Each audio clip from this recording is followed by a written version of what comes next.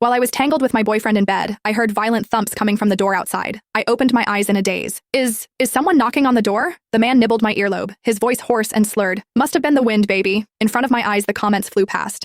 Sweetie, look at the man in front of you a little closer, won't you? This is hilarious. The MC thought the contract only works one-on-one, but he forgot he had a twin brother from the very same bloodline. Ha ha, ha!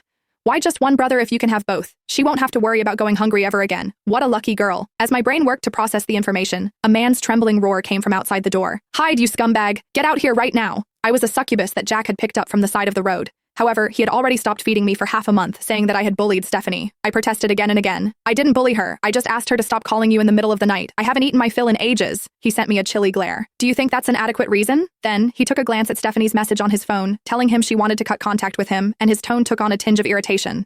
You've been by my side for ages, but it seems the only thing you've learned how to do is to humiliate people with money. I didn't humiliate her. His gaze was icy cold and judgmental, but I stood my ground, defending myself. It's none of my business if she thinks that money is humiliating. I, for one, think that money is the best thing in the world. Besides, it was clearly her fault in the first place. Sunday nights were the only time I was allowed to feed, and it was already nowhere near enough for a top-ranked succubus like me. On top of that, she would always call Jack, and my feeding session would be cut short by her episodes of getting harassed by men in a restaurant or needing someone to fetch her because she was too drunk. Every single time, Jack left immediately, leaving me high, dry, and most importantly, still extremely hungry. And so, I went to see her in private, handing her some money and asking her if she could choose to call Jack at another time. The moment that proposition left my mouth, she acted as if she'd been humiliated in the worst way humanly possible, gritting her teeth and crushing the banknotes I gave her under her foot. Don't worry, Miss Vesper, I have absolutely no interest in your boyfriend. I wouldn't look twice at that kind of man, so high and mighty, and I'd already rejected him more than 10 times before you two even met. He's the one who said we could still be friends. I didn't expect you to mind so much. Her eyes were rimmed red as she scoffed.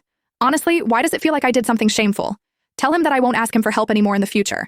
I don't want to be called a mistress. And with that, she turned and left without a single glance back, all pride and icy arrogance. Her straight, unyielding figure definitely had the ability to stir a man's desire to conquer. I carefully thought over everything she said, and promptly concluded that she wouldn't disturb my feeding again. Before I could be happy about it, however, the whole thing reached Jack's ears, and the man who had always been calm and elegant got angry at me for the first time, believing me to have bullied Stephanie, and to be stubborn enough not to admit it. Do you know how difficult it is for someone as proud as her to ask for help in the first place? Why did you need to destroy her dignity like that? My eyes reddened with tears, but I kept on repeating, but it's not my fault. I had always been obedient, but this was one time I simply refused to bow my head. After going back and forth several times, Jack's patience finally ran dry. Looks like you won't know your place if I don't teach you a lesson. Tugging his tie loose, he stood up, annoyed. That villa in the outskirts is empty anyway, so might as well get you to reflect there. If you don't learn to behave, starve. Do you think there's anyone else who can feed you besides me? Meeting the warning in his dark eyes, I tried hard to hold back my tears. Fine then. Don't feed me. I don't need you to feed me. I was a top-ranked succubus for crying out loud. I could get any man I wanted. He let out a cold snort, neither agreeing nor denying.